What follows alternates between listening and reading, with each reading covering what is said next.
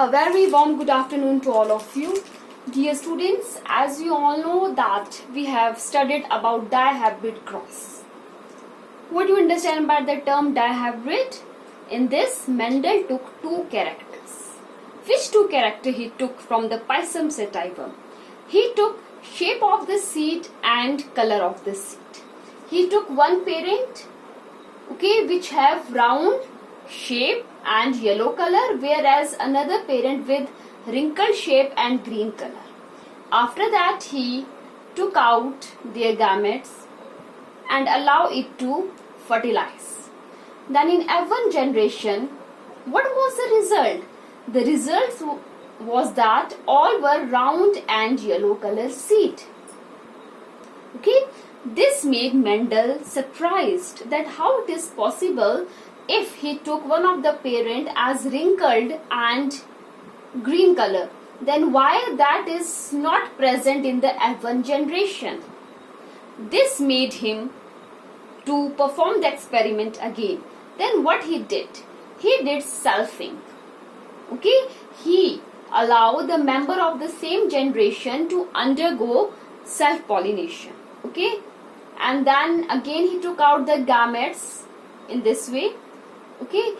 Here in your dihybrid cross we will get four type of gametes, here also and here also. But in order to avoid confusion, I have drawn here only one. Clear? I have drawn here only one, but they will give four gametes. Clear? So after this, what will happen? Your F2 generation would be there. And it is difficult to cross here, so we need to draw the Punnett square. It will make your this crosses easy. Clear? So what I have done here, I have written gametes here, one of the parents gametes here and one of the parents gamete here. Then I allowed it to fertilize. Then what I found, student, I found such progenies in your F2 generation. And about all these we have done in our Zoom classes, if you remember. And after that I have told you that you need to find the phenotype of these progenies, and you all found it. Remember? Clear?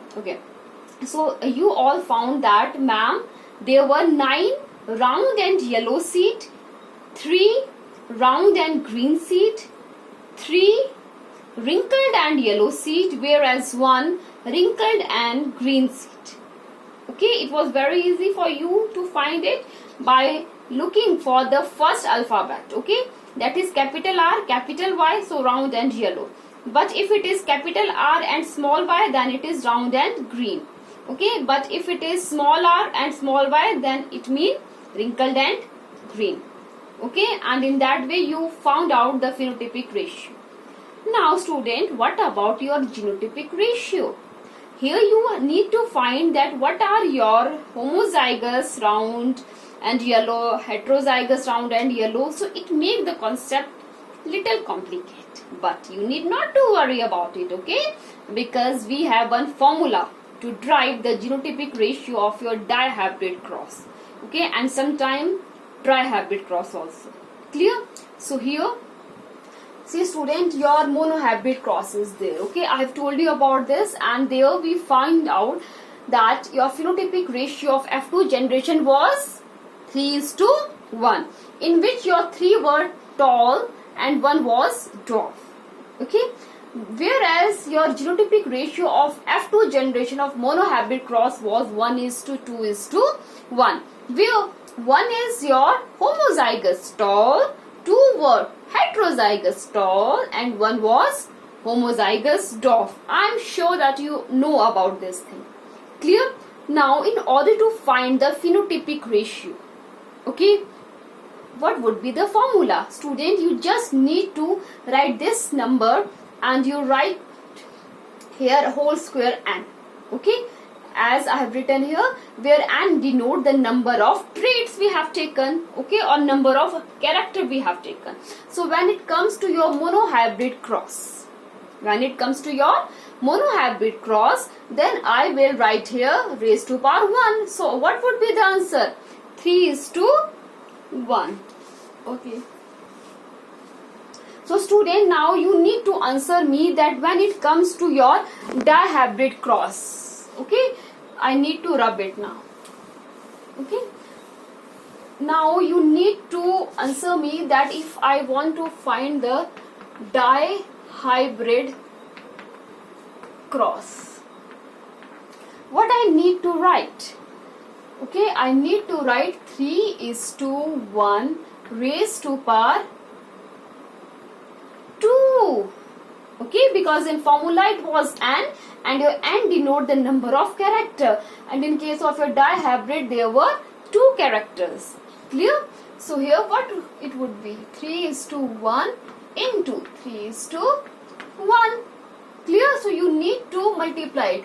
3 3s are 9. 3 1s are 3. 1 3s are 3, and 1 1s are 1. So it is your phenotypic ratio of dihybrid cross. Clear? I hope so that you have got. Okay. Now student, we need to find the genotypic ratio. Okay. Here also same. We need to know that what is the genotypic ratio of your monohybrid cross. That is 1:2:1. And then we need to write here whole square n. Okay. So I have written here. It is easy to find the monohybrid cross.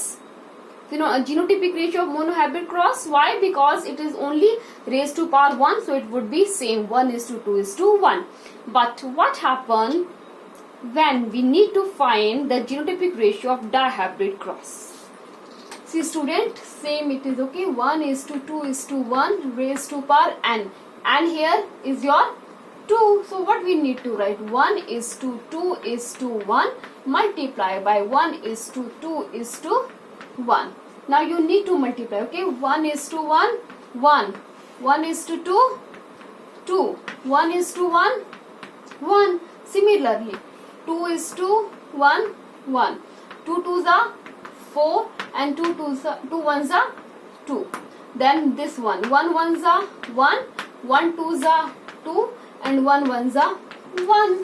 So see student, in this way it is easy to find the genotypic ratio of your dihybrid cross.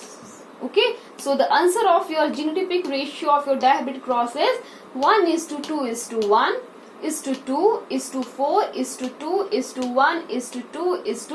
2:1 Okay, I hope so that you all got, but if still there is any query, please feel free to call me.